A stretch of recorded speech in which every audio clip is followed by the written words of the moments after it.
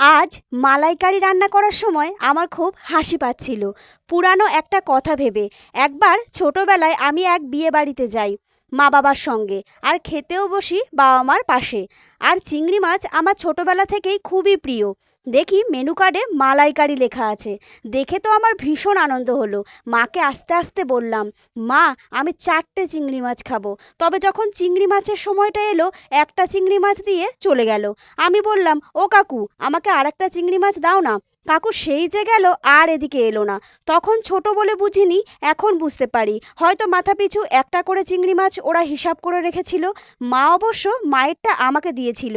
আজ বড় হয়ে গেছি, কিন্তু এমন অনেক গল্প আছে ছোটবেলার, যা বলে শেষ করা যাবে না। মালাইকারির রেসিপিটা তোমাদের কেমন লাগলো আমাকে অবশ্যই কমেন্ট করে জানিও। আর কে কে আমার মতো চিংড়ি মাছ খেতে ভালোবাসো সেটাও জানিও। চলো আজকের মতো টাটা, ভালো থেকো সবাই।